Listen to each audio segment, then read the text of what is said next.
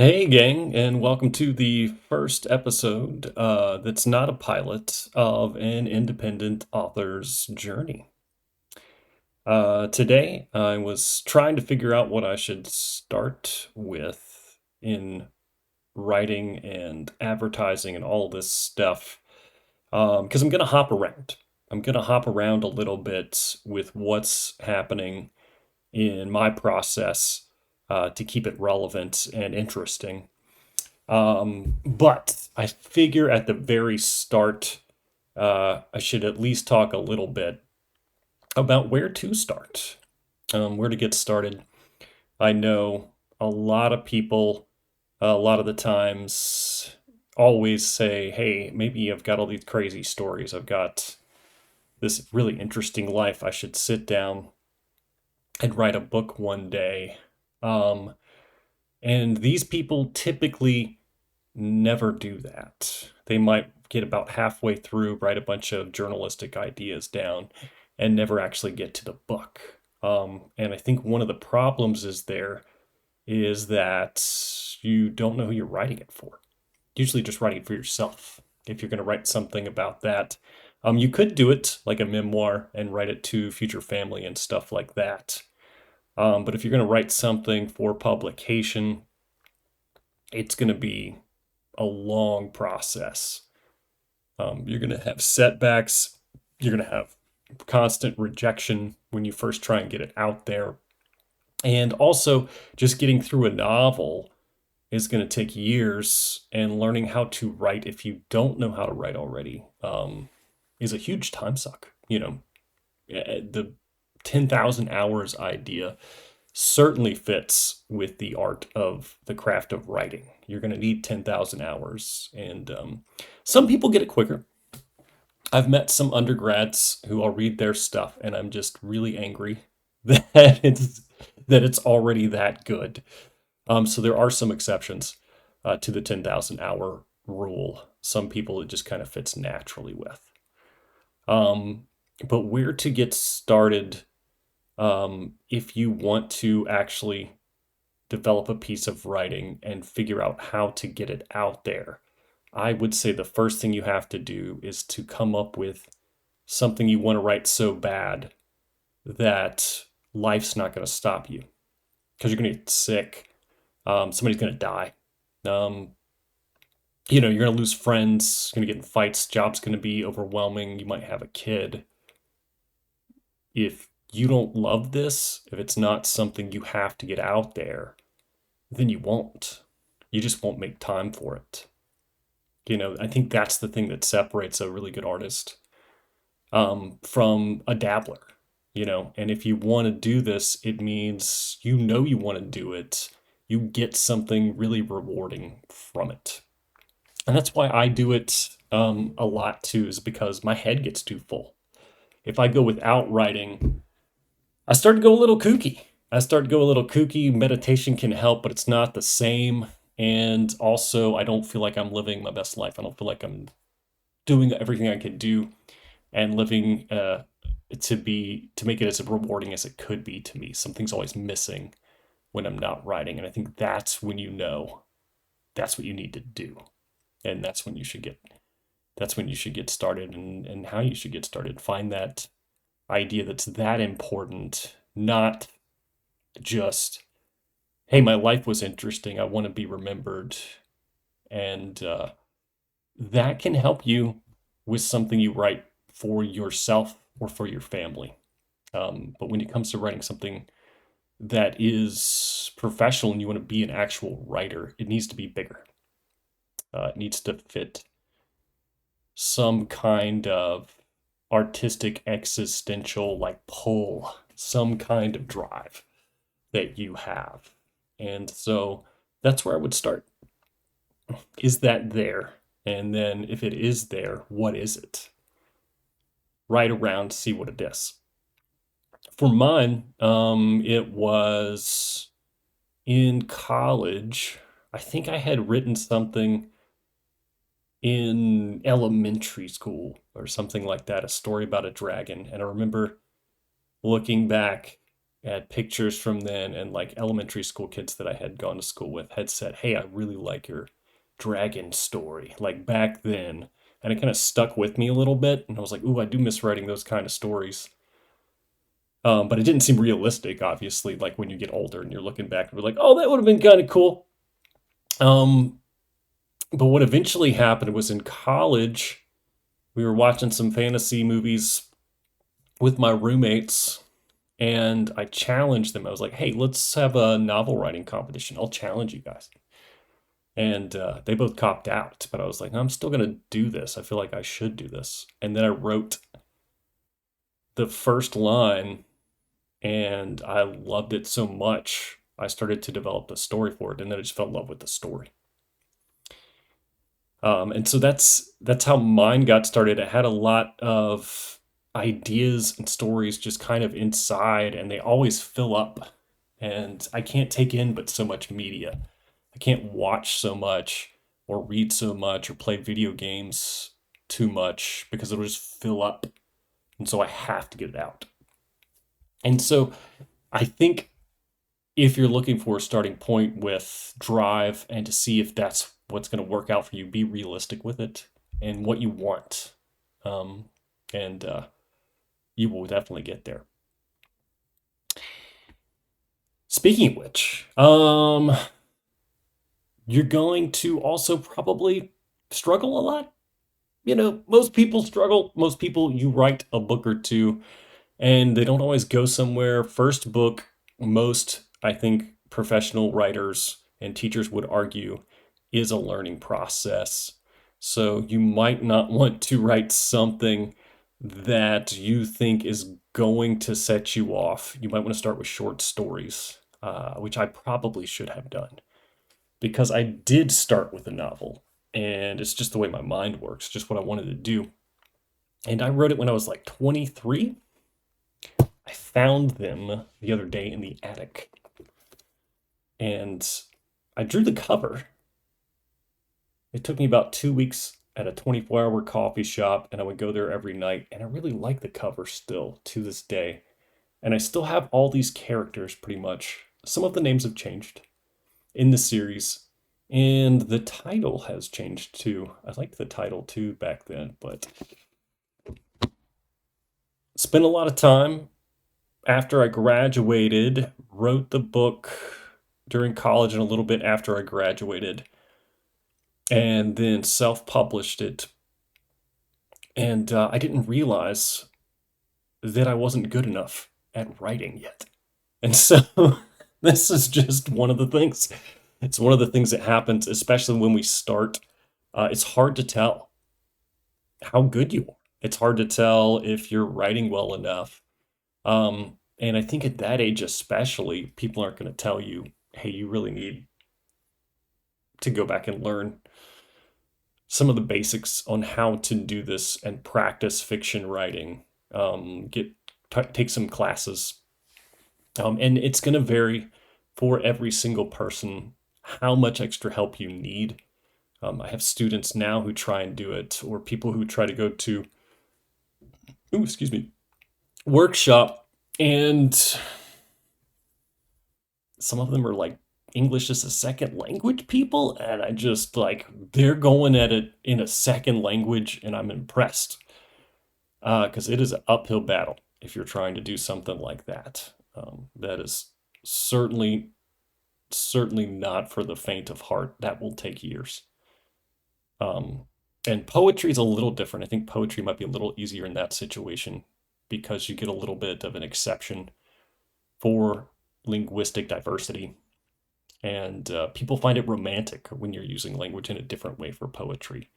But when you're going for prose, they want clarity. They want to know specifics about these characters.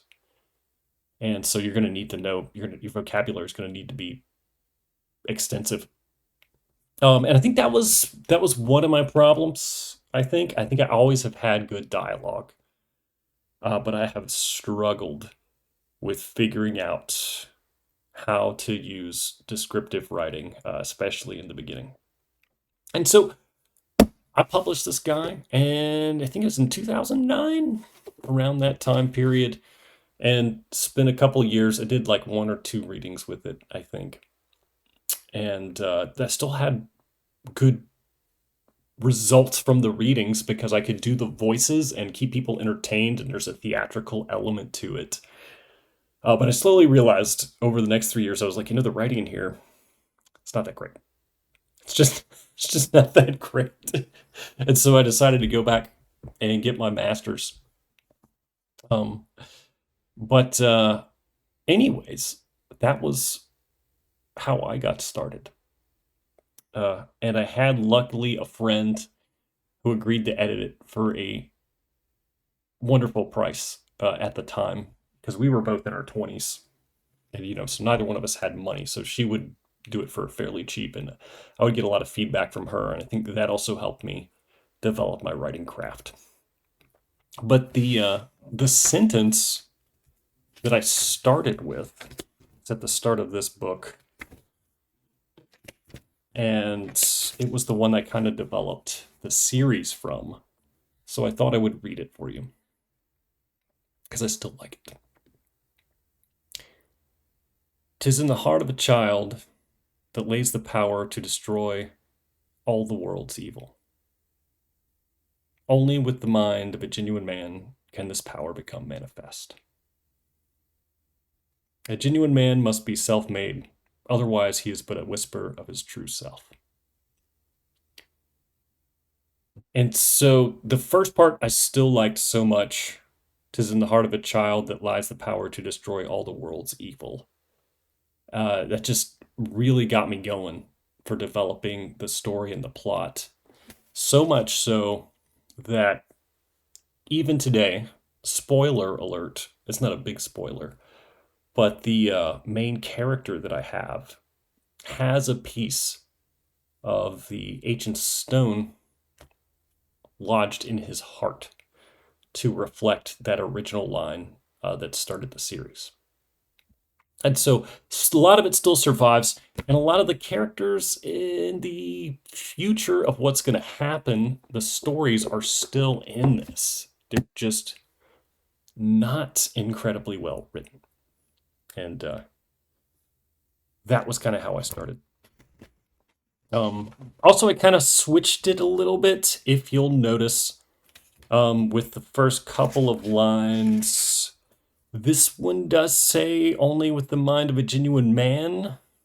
A genuine man must be self-made."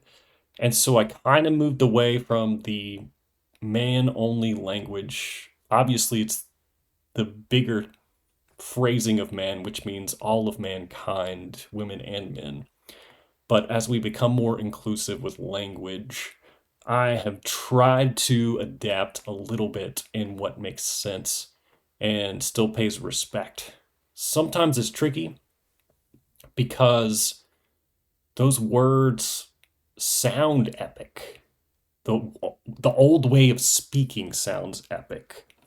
And I can give you an example from the title of the first professional book that I did, which, series is The Origin of Magic. But it's called The Journeyer and the Pilgrimage for the Origin of Magic. And originally it was called, can you guess? The Journeyman and the Pilgrimage for the Origin of Magic. And I still think that sounds slightly better. It's got a more ancient sounding phrasing, the Journeyman and the Pilgrimage for the Origin of Magic. But I changed it to kind of reflect this societal shift of inclusion to the Journeyer and the Pilgrimage. And I'm torn because I still like the Journeyman. What it comes down to, I think, is the plot. And I think I could have gone either way, given that the first two books is talking about a guy. The protagonist is a guy. It's a man whose name is also Guy. And so I could have gone either way with that one. But trying to look a little bit ahead to the future and the ways that we're deconstructing a lot of this ingrained sexism in our culture. And so we can get to a spot where everybody feels like we're on the same ground. And I think Guy, the main character, would have liked this. And so, you know, that's just one of the things you think about way too much as a writer that most people probably won't ever care about. And you hope somebody will debate it in a coffee shop with you one day, whether they disagree or agree with you. That's the fun stuff you get to do as a writer when you're changing those small things about words. But anyways, that's kind of how I got started, and I was not a writing major. That probably is what also hurt. When I got my original degrees, I was a philosophy and economics major, and so I had a good philosophical background. And so that was why I think a little bit of the writing was a little nerfed.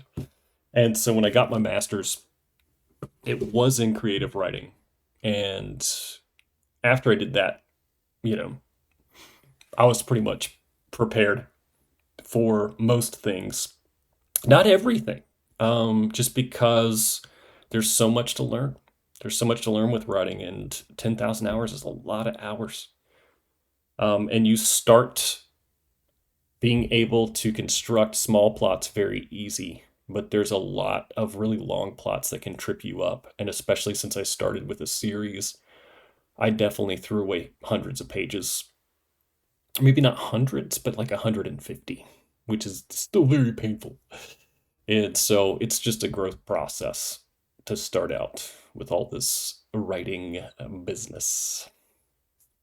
I'm going to pause here so I can figure out what exactly to say next. Okay, I got it. And I hope I'm not talking too much about my own writing and stuff like that, but I did admit unabashedly I'm going to be advertising my stuff because you have to. You have to, and you're going to have to too when you come to release your series. It's just one of those things. Just try to enjoy it and make it genuine. So, for where to start, like I said, find something that they can't take away from you. Find something that you're going to keep doing no matter the life circumstances, and keep going with it. Power through. Use those life circumstances, bring them into your writing. Let them kind of help develop the characters and bring that stuff in, man. We want to hear some of that stuff, or at least see a fantasy version of it if it is a fiction piece. I think it's a great source, and it's a good source for readers, and it's a good source for you to be what's the word I'm looking for? It starts with a C. To find catharsis, to find something that's cathartic for you. That's what I was trying to figure out how to say. Because definitely bringing in outside stuff, it helps give you distance when you bring in real life into your fiction work. And so it can be very cathartic for you and your readers. The next thing I will say, and probably the last thing we'll say this episode, is when you're starting, because you don't know how good you are, you need feedback. You need a lot of feedback.